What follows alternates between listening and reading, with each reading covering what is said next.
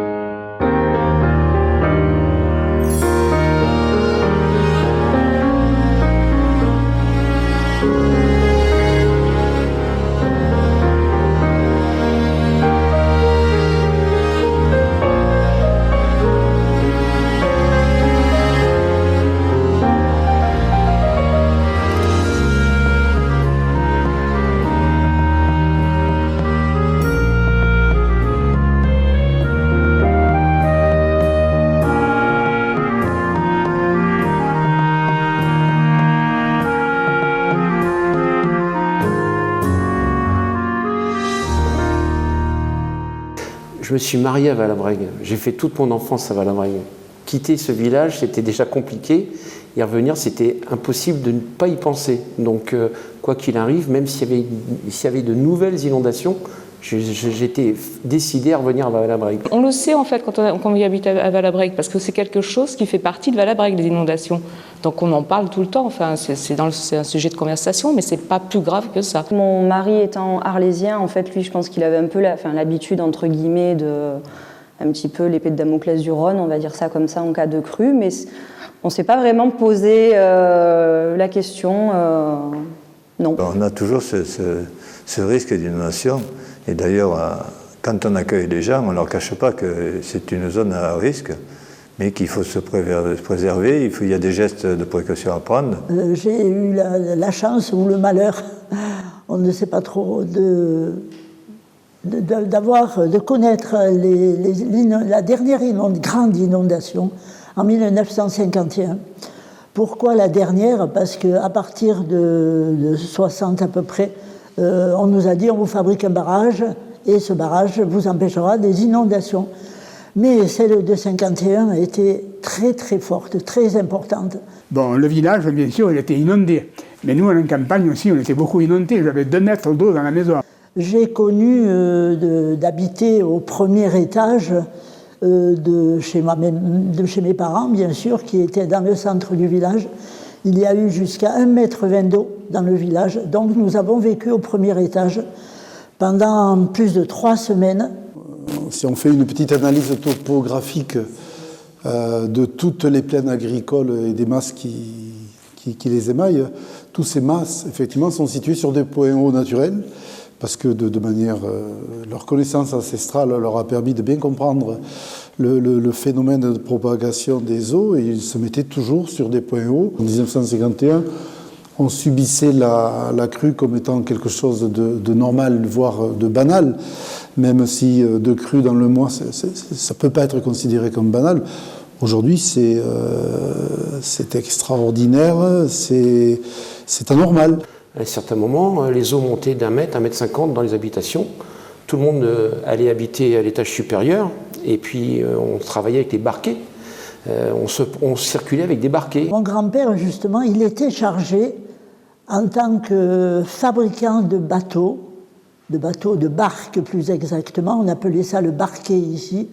En tant que fabricant de barquets, il était réquisitionné à chaque inondation pour aller à Tarascon ou à Beaucaire, soit chercher le pain, chercher un docteur, amener une dame qui allait accoucher ou autre, parce qu'il connaissait parfaitement le Rhône. Il m'amenait de l'autre côté du Rhône, comme il disait, pour ramasser des champignons, des asperges ou autre. Et avec le recul, je me dis, mais mon grand-père ne savait pas nager. Imaginez-vous la responsabilité qu'il avait à ce moment-là de dire « j'emmène ma petite fille, je ne sais pas nager, ma petite fille ne sait pas nager ». Mais il avait la particularité, connaissant le Rhône comme sa poche, il savait que pour aller de l'autre côté de la commune, puisque nous avons, grâce ou à cause du Rhône, une grosse partie de la commune de l'autre côté du Rhône, il savait qu'il devait passer à tel endroit et pas 10 mètres plus loin ou 5 mètres plus proche. Mais ici, si vous vous promenez dans le village, vous apercevrez que toutes les vieilles maisons ont 3 niveaux. C'est-à-dire il y avait le premier niveau où ils habitaient régulièrement. premier étage quand il y avait une crue moyenne, et une crue forte, c'était le deuxième étage. Donc, disons, la culture du Rhône existe depuis que le village est créé, je pense. Parce que déjà, ce fait d'avoir 3 niveaux, ça permettait de résister à chaque crue. Crue moyenne, crue forte, etc. En 1951, on était sur des populations qui étaient installées, qui avaient une occupation pérenne. Aujourd'hui, on est sur des mouvements de population qui sont beaucoup plus importants, avec des renouvellements de population. Et donc la culture est très difficile à maintenir pour qu'on ait une capacité de réaction égale à celle de 1951. Dans le mas que j'ai acheté, au rez-de-chaussée, il y a une butte de terre dans ce qu'on appelle un cafouche, une ancienne grange. Et cette butte de terre permettait aux animaux, en cas d'inondation, eh bien, de rester hors de l'eau. Nous, en 1951, quand j'étais à la campagne avec mes parents, on vivait avec le cheval, les poules, les canards, les lapins, enfin, la volaille, quoi. On vivait là, il n'y a pas d'autre endroit. On n'avait que la chambre pour dormir à côté. Ah, on avait tenu 2 ou 3 jours, hein. Oui, après, même peut-être plus, parce qu'après, il y avait beaucoup de limons, il a fallu nettoyer tout ce limon. Et il y en avait beaucoup, hein. Il y avait quand même plus de 20 cm de limon, hein. Alors, c'est pas très agréable. On savait, après les crues par exemple, on savait et on badigeonnait les murs à la chaux, par exemple. La chaux assainie, hein, il ne faut pas oublier. Donc c'était vite fait, après le nettoyage, on blanchissait et on recommençait jusqu'à la prochaine fois. Alors des fois, les bateaux n'arrivaient pas au niveau de la fenêtre. Alors à ce moment-là, il y avait des échelles et ils montaient à l'échelle pour livrer la marchandise. Voilà. Un souvenir marquant de 51, c'est plusieurs souvenirs. C'est ce souvenir que j'avais de regarder par la fenêtre de ma chambre mon grand-père ou une personne qui arrivait pour... Je signalais à mes parents qu'arrivait le pain, par exemple, ou bien arrivait une personne qui venait nous visiter. Ça, c'est une image que j'ai toujours dans moi. Elle était plus importante en 1951 qu'en 2003. Il y a eu beaucoup d'eau, il y a eu des problèmes, je vous dis. Il y a eu des problèmes aussi en 2003, parce qu'en 2003, nous avions une martilière qui ne fermait pas bien. C'est ceux qui ferment les évacuations d'eau du village, pour pas que l'eau du contre-canal et du Rhône rentre dans le village à l'envers. Donc on ferme, et forcément, quand on est en crue, il y a souvent des pluies, et donc cette eau de pluie ne peut pas s'évacuer. Et donc nous, notre rôle, c'est d'être aux pompes et d'aspirer l'eau de pluie pour la renvoyer derrière. Et malheureusement, personne ne l'avait vu, et l'eau, elle était fermée, la martillon, mais l'eau, elle rentrait. Alors il a rentré plus que ce qu'il en sortait. Alors, voilà. Alors on a été inondé pour ça aussi également. Disons, moi, ce qui m'a marqué pour la crue de 2003, c'est un petit peu le manque d'informations. On est passé chez moi, on m'a dit ça va monter, mais ça a monté, c'était très vague. Et donc je continuais un petit peu comme tout le monde à me promener dans le village, alors que j'aurais bien fait de rester chez moi. J'aurais évité de perdre une moto, un tractopelle, un tracteur, disons, voilà, tout ça. On a passé quand même 3 jours aux pompes, ce qu'on appelle les pompes Rhône, pour pomper de l'eau qui ne peut pas s'évacuer par la voie fluviale. Donc les pompes, on aspire pour envoyer derrière du côté du Rhône, ce qui nous permet de tenir, on va dire, 48 heures. Et puis quand l'eau est dans Valabrègue, on ne peut plus rien faire. L'inondation, elle a été conséquente, elle a été grave, mais je ne l'ai pas trouvée inquiétante dans la mesure où on a la chance d'être quand même sur un fleuve qui est extrêmement puissant, mais qui déverse lentement sur les plaines. Il lui faut plusieurs heures pour atteindre notre village, ce qui nous laisse un temps de préparation qui nous permet de nous mettre à l'abri quand on a la chance au moment du sinistre d'être là. J'en ai connu dans le village qui étaient absents et qui ont retrouvé au retour de congé leur maison dévastée. Ma mère habitant au centre du village, c'est-à-dire où je suis née d'ailleurs, elle a eu jusqu'à 90 cm d'eau. Et mon fils m'a dit, maman, je vais commencer à monter les affaires à mamie, donc je vais là-bas. Il est rentré, il y avait 2-3 cm d'eau, donc tout allait bien. Il a commencé à monter les affaires, et puis moi, je me suis dit, mais je vais l'aider. Il y avait déjà 80 cm dans le village, donc j'ai dû aller en barque chez ma mère j'ouvre la porte, mon fils me dit ne rentre pas, tu fais rentrer toutes les pommes pourries qui se trouvaient dans les rues au fil de l'eau qui nous arrivait des terres. Et j'ai fait rentrer des pommes pourries dans la maison. On était vraiment malheureux, mais bon, je ne pouvais pas faire autrement. Hein. Voilà. En fin 2003, c'était impressionnant aussi, hein, parce que l'eau elle arrivait vite, et puis bon, elle s'est arrêtée, et puis ça a commencé à diminuer, ça paraissait longtemps, là, hein. Ça restait même pas une nuit. Hein. Elle est arrivée, je ne sais pas, à 5-6 heures du soir, et à 3 heures du matin, on mettait des petits morceaux de bois pour voir si ça montait ou si ça descendait.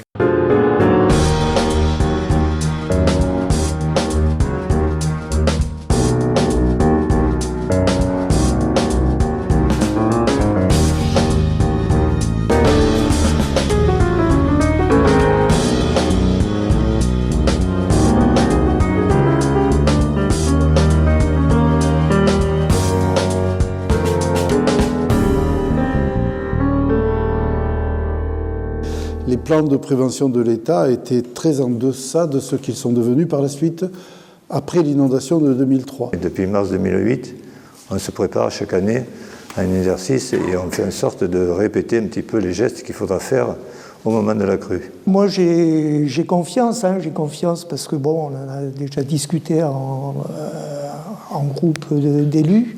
Et ce qu'il faut que je fasse, c'est justement que les gens aient confiance et ne paniquent pas s'il arrive ce genre de problème, quoi, hein. Jean-Marie avait abordé il y a quelques années un exercice en cas d'inondation. Et effectivement, il y a des gens qui sont venus de la localité, qui sont venus chez moi pour me demander, me poser des questions sur mon âge, si j'avais la possibilité de me débrouiller tout seul. On a ce qu'on appelle une réserve de sécurité civile. Ce sont des bénévoles qui se mettent à disposition de la mairie pour aider, disons, la population à se préparer à la crue, pour les alerter. C'est une délibération qui a créé cette réserve et donc après les gens sont volontaires, ils signent un cahier des charges, comme quoi ils s'engagent à aider les autres.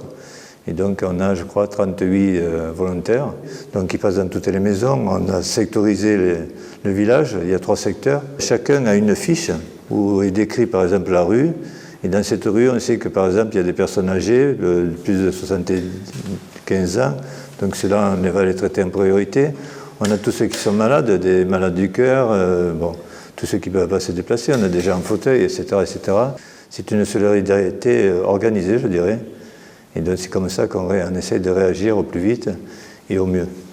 Donc avec cette journée, on va pouvoir mettre, disons, tout le fichier, toute l'adresse sur un point de vue de tout ça fonctionne. On relève l'heure quand les équipes partent et après on relève l'heure quand vous revenez. Pour voir combien de temps vous mettez pour faire le tour.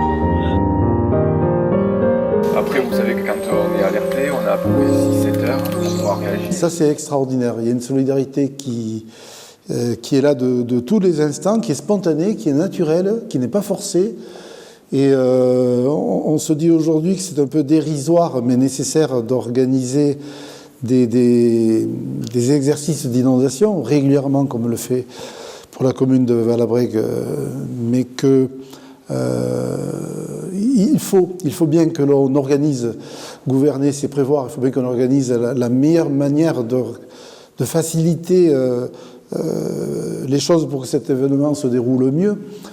Mais c'est vrai que la spontanéité des gens est quelque chose d'assez extraordinaire et ça aplanit beaucoup de problèmes. Cette solidarité a toujours existé, hein, justement parce qu'ils étaient inondés tellement souvent qu'il fallait se donner la main. Pour vous dire, par exemple, le boulanger de l'époque avait un four à bois en bas et un four à bois au premier étage, parce qu'il savait très bien que lors d'inondation, il leur faudrait du pain pour ravitailler le village. Donc, vous voyez, pour vous donner un exemple de gens, parce que nous savions que le Rhône allait arriver. J'ai vu mes voisins qui sont des vieux valabrégans qui disent « mais en quelques jours, tout le monde est venu à la maison, tout le monde nous a aidés, après on a été chez les autres. » On fait des petits tours dans le village, on fait le tour des amis. On s'amuse aussi de circuler dans les barques à l'intérieur de la ville parce que c'est pas commun. Et puis après, on se retrouve dans une maison amie qui nous accueille. On se retrouve à une vingtaine de personnes qui ont dû abandonner leur logement. Et pour mettre un peu de gaieté dans tout ce sinistre, le nôtre ne l'a pas été parce que chacun a amené ses caves inondées et ses réfrigérateurs et congélateurs abîmés. Et je crois qu'on n'a jamais aussi bien mangé que ces jours-là. Là, comme ça, je ne sais pas s'il y aura une solidarité ou après c'est quelque chose qui peut s'impulser, je pense. Mais bon, comme il y a quand même une communauté, je dirais, au sein du village, je pense que c'est quelque chose qui peut quand même se faire et se mettre en place, oui. Ne serait-ce qu'avec le voisinage, les gens vraiment de proximité à côté de qui on habite, quoi. Maintenant, nous sommes organisés pour recevoir les crues. Ce n'est pas comme en 51 ou avant 60 où c'était vraiment la catastrophe. Oui, c'était la catastrophe parce que ça amenait des problèmes différents. Les docteurs n'étaient pas sur place. Enfin voilà, c'était vraiment très difficile. Maintenant, nous sommes organisés à recevoir une crue normale avec le moins de risques possible. On est bien à Valabrègue et que malgré les risques d'inondation, on n'a pas envie de partir. Je me rappelle quand on était petit, c'était la balade du soir avec les parents. On montait au Rhône. Voilà. On était attirés par le Rhône, on allait regarder ce Rhône, on le contemplait pendant quelques instants et puis on descendait tranquillement à la maison. C'était la balade du soir, la balade familiale. Il y a quelque chose de très réconfortant dans cette très apaisant lorsqu'on va se promener le long du Rhône.